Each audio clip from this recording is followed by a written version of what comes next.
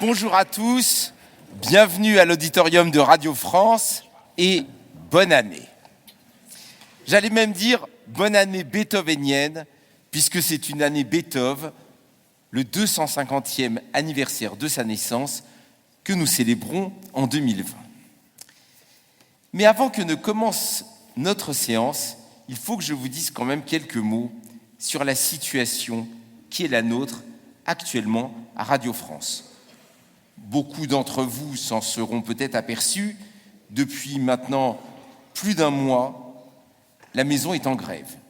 Sans doute la plus longue grève de son histoire.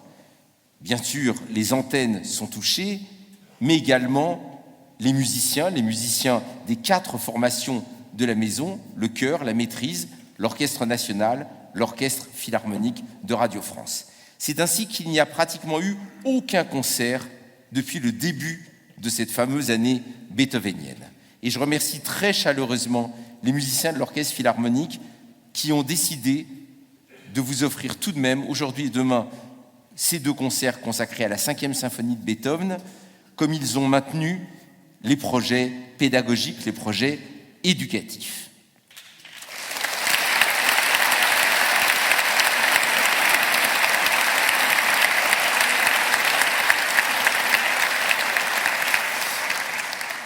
Maintenant, je ne peux pas, en si peu de temps, vous résumer toute la situation, mais vous l'avez compris, les musiciens classiques, les mélomanes, tous les amoureux de la musique, nous sommes inquiets. Nous sommes même très inquiets.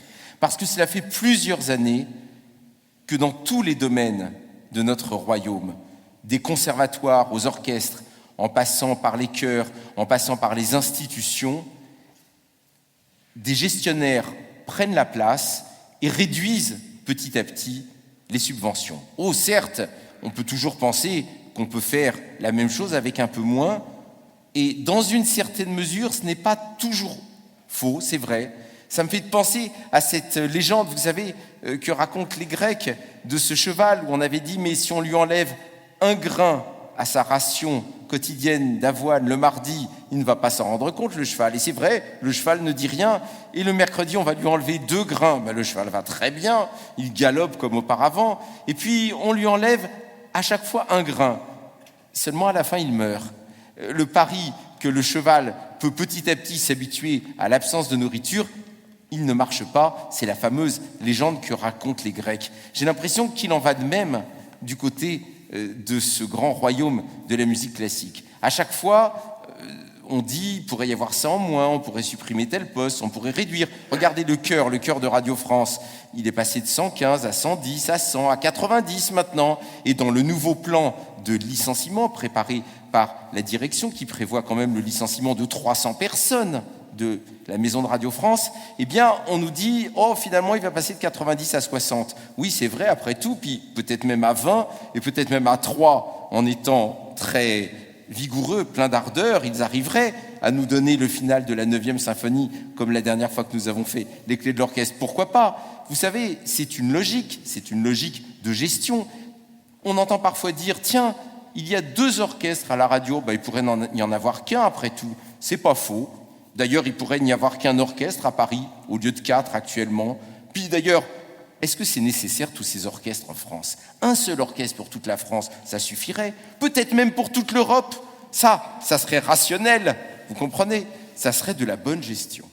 Alors, bien sûr, je fais de l'humour avec ça, mais la situation ne prête pas seulement qu'à faire de l'humour, mais c'est juste pour dire quelle est notre angoisse actuellement et pourquoi la maison est en grève. Elle est en grève et cependant, ce soir et demain à 17h, nous allons célébrer Beethoven. C'est d'ailleurs peut-être la dernière question que j'aimerais poser à plusieurs personnalités. Notre ministre de la Culture, Monsieur Riester, notre directrice, Madame Veil, notre président de la République, Monsieur Macron. Aimez-vous Beethoven ?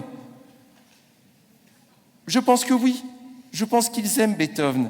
Ah oui, mais alors si on aime Beethoven, il faut lui donner les moyens d'exister. Il faut que les orchestres le jouent, il faut que les chœurs le chantent, il faut qu'on initie le public à cette musique.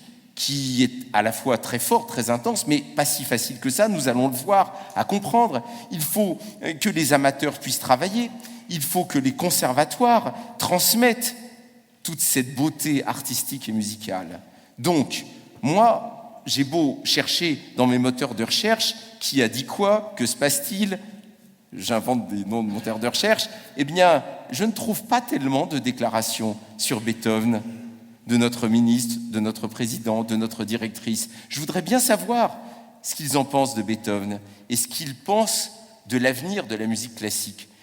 J'aimerais bien comprendre quel est le projet, où est-ce qu'on va, quelle est la destination de cette chose si importante qu'est l'art et la musique classique. Pas seulement qu'on m'explique des plans de restructuration, de réorganisation, d'économie rendus nécessaires par la situation qui vont rationaliser le... Oui, tout ça c'est vrai. Mais pour aller où? Cette question, je ne peux pas pour l'instant y répondre, mais je vous propose d'en rester là. Je vous ai dit quelle était la situation. Maintenant, on passe à ce qui nous réunit ce soir. On passe à Beethoven. Je vais du côté de mon piano. Je ne vous parlerai plus, c'est promis, que de la 5e symphonie. Merci de votre écoute.